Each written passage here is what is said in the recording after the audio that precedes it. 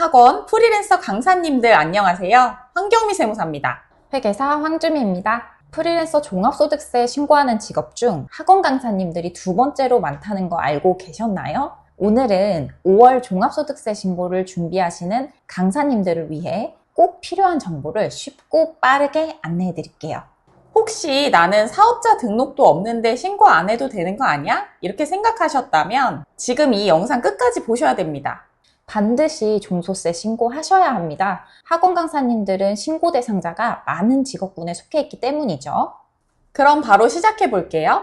절세 핵심 포인트와 서류 준비법까지 쏙쏙 알려드리겠습니다. 먼저 학원 강사님들의 급여 체계부터 짚고 넘어갈게요.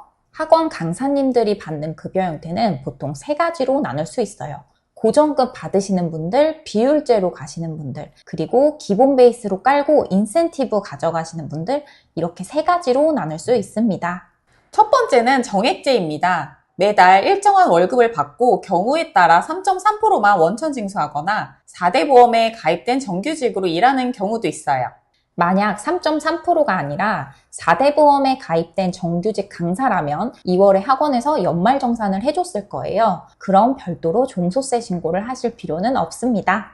두 번째는 비율제 강사님입니다. 입시학원 쪽에서 수업하시는 강사님들이 많이 비율제로 하시더라고요. 학생 수나 수강료에 따라서 매출을 학원 원장님과 나눠 가져가시는 방식이죠. 이 경우는 프리랜서로 분류되고 사업소득자니까 5월에 종합소득세 신고를 꼭 하셔야 합니다. 세 번째는 혼합제입니다. 기본급은 정해놓고 추가 인센티브는 학생 수에 따라서 받는 구조입니다. 학원마다 조금씩 다르긴 하지만 보통 혼합제 강사님들은 기본급은 근로소득, 인센티브는 사업소득처럼 나눠져 있을 경우 근로소득, 사업소득 둘 다 신고하셔야 됩니다. 또 간혹 평일에는 회사 다니고 주말에만 학원 강의하시는 분들도 계시죠? 이런 분들은 본업은 근로소득, 학원 강사 부업은 사업이나 기타 소득으로 합산해서 종소세 신고를 하셔야 됩니다. 정리하면 4대 보험 정규직은 연말정산으로 끝납니다. 하지만 3.3%떼거나 인센티브 받는 강사님들은 종합소득세 신고도 필수입니다. 그리고 혼합제로 근로소득과 종합소득 모두 있으신 분들도 종합소득세 신고를 해야 된다는 거 꼭 기억해 주세요. 일단 사업자 등록증이 없더라도 학원에서 강의료 받을 때 3.3% 세금 원천 징수했잖아요. 그 3.3%는 일단 떼고 준 거지 세금 정산이 끝난 게 아닙니다. 5월에 스스로 종합소득세 신고를 해야 최종 세금이 확정됩니다. 신고를 안 하면 무신고 가산세 폭탄 맞을 수 있어요. 절대 미루지 마세요. 프리랜서 강사님들이 신고할 때 필요한 서류는 총 7가지입니다. 신분증과 주민등록 등본, 환급받을 경우 필요한 통장 사본, 그리고 강사님들의 비용 인정을 위한 가장 중요한 부분이죠. 2024년 신용카드, 체크카드 내역입니다. 그리고 통신비 납부 내역서, 지역가입자 건강보험료 납부 확인서, 국민연금 납부 확인서, 다른 소득이 있다면 추가 증빙 자료가 있습니다. 예를 들어서 연말정산 자료가 될 수도 있죠. 여기서 중요한 포인트, 왜 이렇게 많은 서류를 준비해야 되냐면요. 내가 실제로 경비를 썼다는 걸 증명해야 절세가 가능합니다. 그냥 대충 적는다고 인정되는 게 아니라 카드 영수증, 현금 영수증 같은 확실한 증거가 있어야 인정받아요. 그리고 3만 원 미만의 현금 지출은 간이 영수증으로 인정이 됩니다. 학원 강사님들이 종합소득세 신고할 때 실제로 가장 많이 받는 소득공제, 세액공제 두 가지 알려드릴게요. 신고할 때 꼭 챙겨야 할 공제니까 기억하세요. 소득공제 중 첫 번째로는 기본공제가 있습니다. 본인, 배우자, 부양가족 1인당 150만 원 공제가 됩니다. 보통 부양가족이라고 하면 만 20세 이하의 자녀와 만 60세 이상의 부모님이 해당됩니다. 여기서 부양가족은 연 소득금액 100만 원 이하, 그리고 만 20세 이하 또는 만 60세 이상의 나이 요건만 해당되면 1인당 150만 원 공제를 받으실 수 있습니다. 간혹 부모님이랑 같이 살지 않아서 부양가족 공제 고려 안 하시는 강사님들 계신데 부모님은 같이 살지 않아도 나이 요건, 소득 요건만 충족되면 공제 가능하니까 이번 신고 때 꼭 챙기세요. 그리고 사업자 등록증이 없는 프리랜서 강사님들도 노란우산공제 가입 가능합니다. 연 소득에 따라서 공제 한도는 최소 300만 원에서 최대 500만 원까지 가능하고요. 2025년 납입분부터는 최소 400부터 600만 원까지 소득공제 한도가 올랐으니 2026년 종소세 대비해서 2025년도에 노란우산공제를 가입 고려해보시는 것도 좋을 것 같아요. 추가로 세액공제 항목은 IRP를 포함한 연금계좌 세액공제, 그리고 자녀 세액공제 등이 있습니다. 이 부분은 저희가 따로 자세히 설명드린 영상이 있으니까 아래 댓글에 참고 영상 링크 걸어둘게요. 꼭 확인해 보세요. 공제 하나라도 빠지면 세금이 쓸데없이 더 나갑니다. 무조건 꼼꼼히 챙기세요.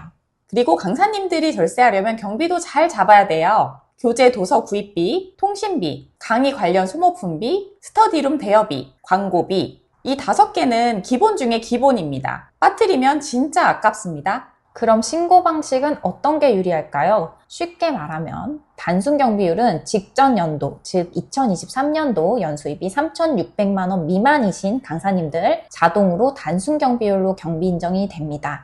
보통 프리랜서 강사님들은 단순 경비율이 60% 초반 정도라고 생각하시면 돼요. 그리고 기준 경비율이 있죠. 기준 경비율은 2023년도 연매출이 3,600만 원 이상이고 기준 경비율 대상이신 강사님들은 주요 경비는 증빙으로 인정받고 나머지는 기준 경비율로 경비 인정을 받습니다. 그런데 프리랜서 강사님들은 실제 사무실 임차료나 인건비, 매입비가 크지 않아요. 기준 경비율만 적용하면 세금 폭탄 맞으실 수도 있습니다. 그래서 강력 추천!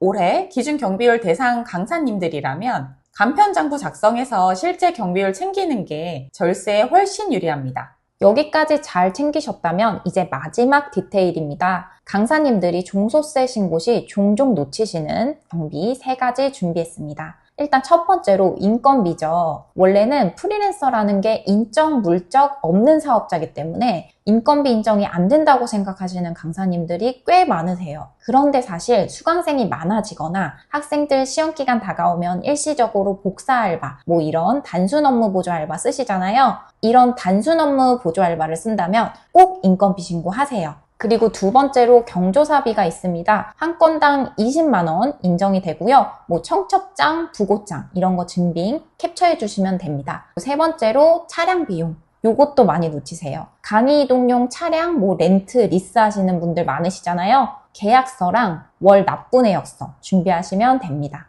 특히 인건비는 인건비 신고된 내역이어야 경비가 인정됩니다. 간혹 알바비가 워낙 소액이라 인건비 신고 안 하는 강사님들 계신데 강사님들은 경비 인정되는 부분이 한정적이라 비용 하나하나가 진짜 소중하니까 꼭 챙기시길 바랄게요. 홈택스만 믿고 혼자 신고하려다가 생각보다 세금이 더 많이 나오는 경우가 정말 많습니다. 경비를 제대로 반영하지 못하거나 공제를 빠뜨리거나 혹은 신고 오류로 가산세가 붙는 경우도 있는데요. 이럴 때는 오히려 세무사 대리 비용보다 훨씬 큰 손해를 보실 수도 있어요. 특히 2023년 수입이 3,600만 원 이상이거나 근로소득과 사업소득이 함께 있는 복합소득자라면 꼼꼼히 정말 검토해 보시길 바랍니다. 꼭 저희에게 맡기시지 않으셔도 괜찮습니다. 다만 강사님들의 소중한 수입을 지키기 위해서라도 전문가와 한번 상담을 해보시고 가장 유리한 방향으로 신고 준비하시는 걸 추천드립니다. 저희 세무회계 미미도 언제든 든든한 파트너가 되어드릴 준비가 되어 있습니다. 자, 정리해보겠습니다. 사업자 등록 없어도 종합소득세 신고는 필수, 증빙 서류는 경비를 인정받기 위해 꼭 필요, 기준 경비율보다 간편장부 전략이 유리할 수 있다. 추가로 궁금한 점이나 상담이 필요하시면 댓글과 설명란에 종소세 상담 링크도 넣어둘 테니 참고해보세요. 5월 종합소득세 신고 미미텍스와 함께 쉽고 확실하게 준비해주세요. 또 봐요, 우리!